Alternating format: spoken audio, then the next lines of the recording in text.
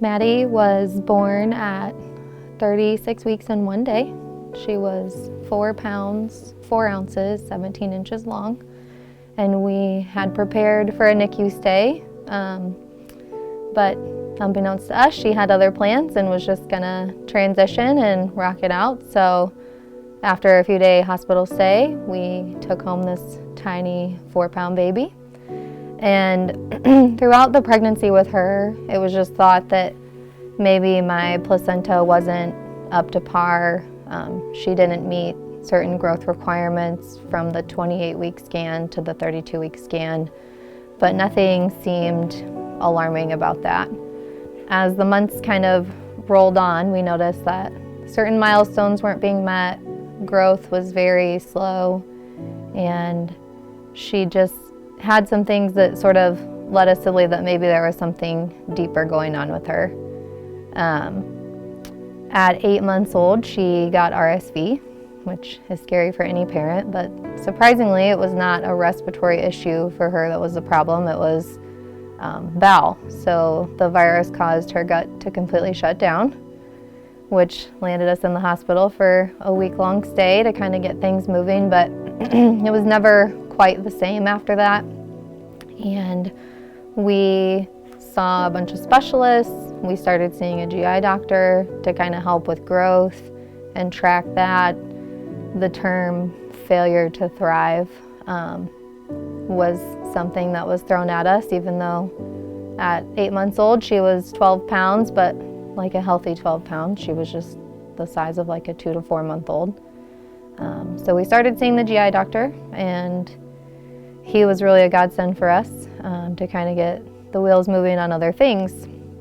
So after a few months of just struggling with weight gain, and growth was still very delayed, and bowel was a huge, huge issue. It was Miralax and lactulose and all kinds of things just to try to have a normal bowel movement for her. And I finally had just broken down in his office one day and said, could this be something else? Are we missing something here? We're not meeting milestones. At that point, we had already started physical therapy for torticollis and plagiocephaly, so we had been doing that already, trying to stay ahead of kind of what was happening. So he agreed that something maybe did look like we need to investigate a little further. And this was after multiple physicians had told me that she's fine, everything's fine.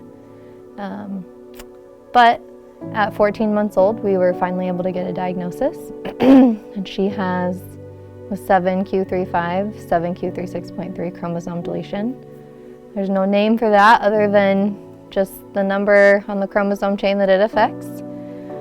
But along with that came a multitude of potential medical issues that we didn't even know existed. So in comes all the specialists: genetics, neurology, neurosurgery, endocrinology, cardiology, urology.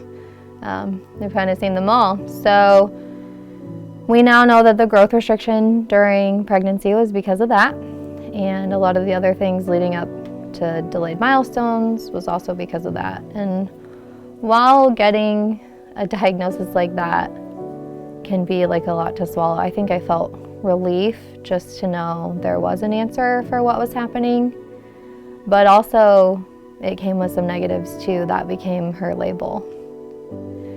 So rather than looking at the child, everybody just looked at the diagnosis. And that's really hard when you just love your baby and want great things for them, and then to be told that you have this beautiful little girl who might not walk or talk. And that's a hard pill to swallow. So here comes mom seeking all the answers, right? And I have to be the expert on her because it's such a rare thing. There was not a lot of guideline to follow. She had what's called a tethered spinal cord, which explained why she maybe couldn't get in a hands and knees crawling position. So at 18 months old, she had to have her spinal cord released and spent 3 days in the ICU. So life kind of goes on, and then milestones are delayed. So she didn't crawl until she was close to 2. She didn't walk until she was 3. We were told that other things could happen with her, but none of that really seemed like an issue for us until she was 5 and she had her first seizure. So it inserts a lot of other questions and things, and we knew that was a possibility. We just maybe didn't expect it because we had made it 5 years with no seizure. And then you're left feeling kind of helpless again.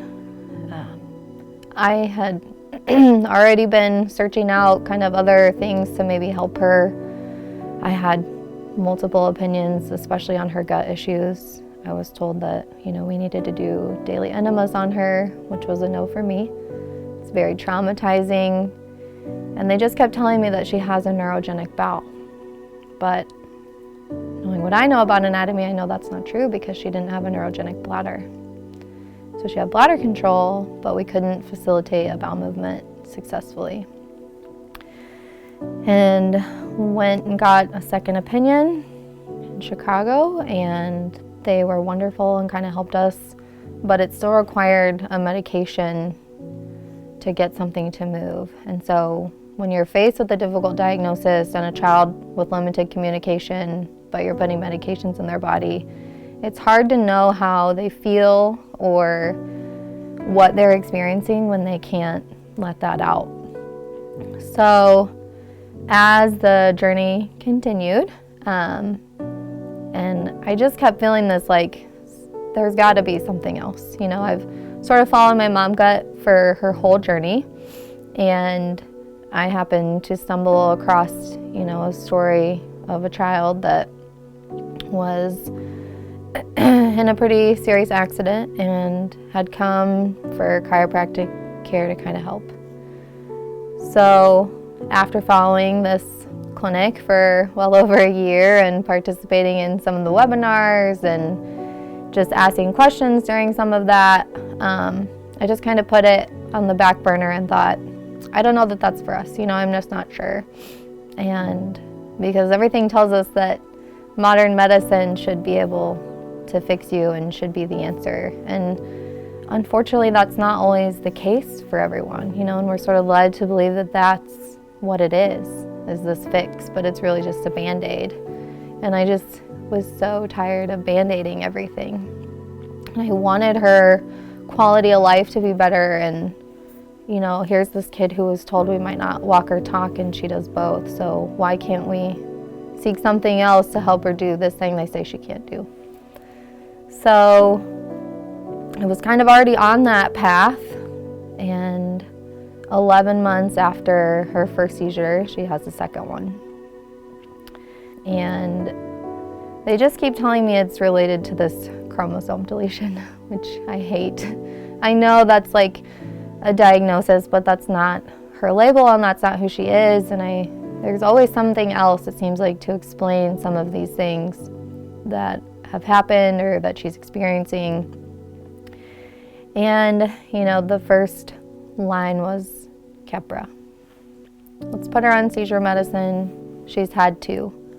Once you've had 2, we have to treat it. But it still didn't feel good in my gut because her EEG, her scans, everything looked okay. I mean, there was maybe some sort of variant on there, but normal variant could be because of her genetic difference. We don't really know, so let's just start the medicine. So we started Keppra, and it was not great. Her mood changed. She went from this tiny, happy child who was constantly a smile on her face and just silly to this really restless, agitated, short-tempered child. And I don't know, but I feel like this might seem weird to some, but maybe that was more heartbreaking than the seizure itself. Because at least she rebounded from that. But this was like a full-on change to her. So the thing I had kept on the back burner was chiropractic. And I just feel like God has kind of always put us where we needed to be when we needed to be there, and brought people into our life when we needed them. And I just felt like maybe this was a push to seek that out. You know, we have a 6-year-old child that is about the size of a 3-year-old with growth and fine motor delays and apraxia speech, and doesn't sleep through the night and has not pretty much her whole entire life. So if you imagine the newborn phase, 6 years straight, we are tired. And we have this hope for this girl who said, you know, don't have high expectations for her, but I refuse to accept that. And so we reached out and we came up here for an intensive for 2 weeks. And I'll admit, I had done a lot of research and was just kind of relaying that to my husband. And he was more skeptical. He's always trusted the decisions that we made for her care, knowing we had her best interest in heart, but wondered, is this really as good as it sounds? So we came up with simple goals, I feel like, but were huge for us. So sleep, poop, and sensory. Those were the main things we had hoped to sort of address. I was worried this was going to be a wasted trip because I did not think she would allow anyone to touch her or adjust her in any way, and I was wrong. We had the scans, we got the report, and I was amazed. I did not maybe expect to find that there was something deeper inside her body that was going on that we could not see. Her whole life, she has been Madi with a chromosome deletion, and that's her label. But when we came here, she's just Madi with a subluxation and something that we can treat, and there is a light at the end of the tunnel for you and hope. And that was probably what my soul needed more than I even realized. And after 2 days of adjustments, she slept through the night for the very first time on her own without the help of anything. And that continued kind of through the week. There was one day she took a 3-hour nap after a larger adjustment, and I thought, oh no, she's not going to sleep tonight, because history has said that if Madi gets any sleep during the day, she is not sleeping at night. I was wrong. She asked to go to bed, and she slept another 9 hours. I didn't expect to see something happen so quickly, and I know that's maybe not the course for everyone, but for us it was really exciting to see, like, hey, you made it to where you needed to be, here's your sign. So if I could give one piece of advice to any parent out there that has this child with a diagnosis that maybe they weren't anticipating, or is a completely unboxed kid like mine, is to think outside the box.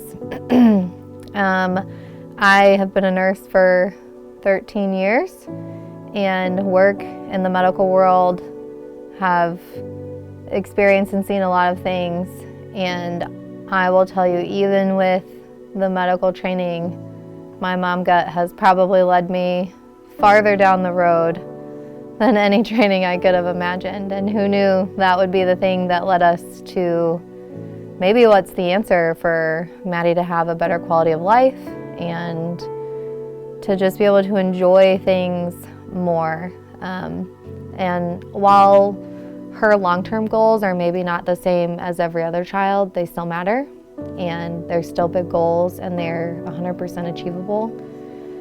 I feel like maybe they weren't as achievable prior to this intensive, but I see the light and I feel it, and I can't explain enough like how much in 10 days, our life has changed.